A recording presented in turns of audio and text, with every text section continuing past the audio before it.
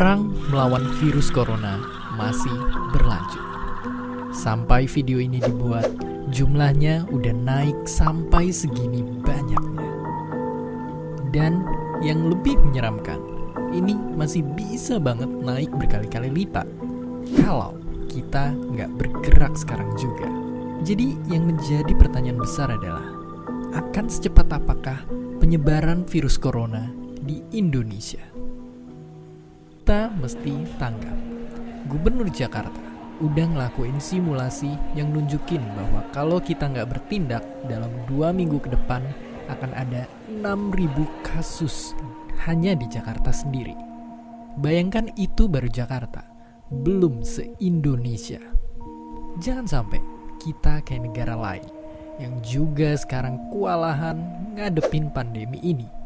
Jadi dalam keadaan kayak gini, apa yang mesti kita lakukan? Jawaban singkatnya yang paling mudah adalah jaga jarak sosial atau social distancing.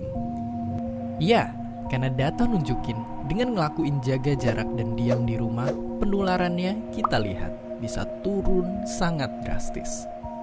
Jadi, buat kalian yang punya gejala flu, penting banget untuk ngebatasin aktivitas dan nggak keluar rumah biar nggak nularin orang lain. Tapi nggak cuma buat kalian yang sakit, kalian yang sehat pun perlu banget ngebatasin segala aktivitas di luar sekarang juga. Oke, mungkin itu semua kita udah tahu. Tapi pertanyaannya, kenapa ini sebegitu pentingnya dan efektif?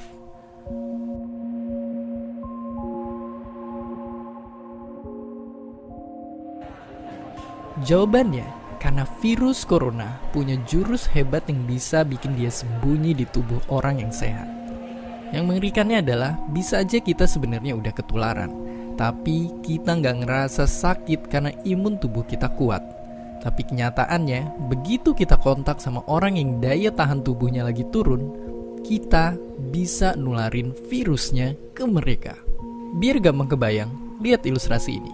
Bayangin ini pergerakan orang-orang di luar sana.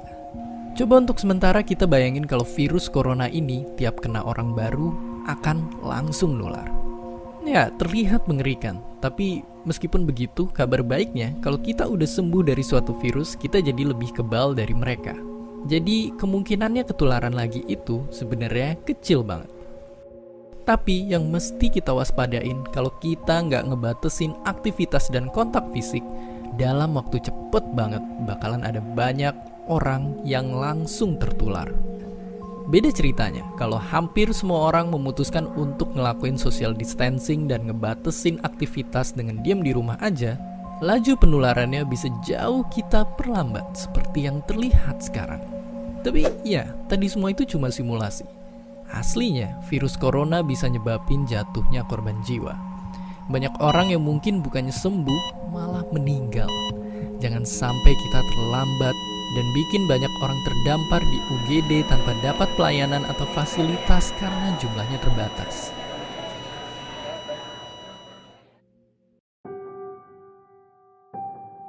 Dan ya, mungkin sekarang kita makin ngerti kalau virus satu ini emang sangat gampang menular. Tapi, walaupun begitu, kita masih harus tetap berusaha dan optimis di kondisi sekarang ini. Karena kalau mau dibandingin, manusia pernah ngalamin wabah yang jauh lebih buruk. Dari flu babi di tahun 2009 sampai flu Spanyol di tahun 1918 yang merupakan pandemi terparah dalam sejarah. Tentu itu semua bisa kejadian karena keadaan dan teknologi yang masih belum mendukung pada waktu itu. Tapi dengan teknologi kesehatan modern yang kita milikin, kerjasama antara negara yang makin erat, serta dengan bantuan para pahlawan-pahlawan kita ini, semoga kita semua bisa segera keluar dari pandemi ini. Saat semua orang bertanya apa yang mesti kita lakukan, yang perlu kita ingat, tetaplah menjadi baik di saat krisis sekalipun. Belilah barang-barang secukupnya. Beri lebih untuk mereka yang masih harus bekerja di luar sana. Tetap tenang dan berkepala dingin di sosial media. Jaga diri dan jaga orang-orang terdekat kita. Dan jangan lupa berikan apresiasi sebesar-besarnya kepada mereka. Orang-orang yang berada di barisan terdepan, bekerja tanpa pamrih untuk nyelamatin kita semua. Dan seperti biasa, terima kasih. Terima Terima kasih udah nonton Kok Bisa. Punya pertanyaan lagi? Tulis aja di kolom komentar di bawah. Keep asking and stay curious.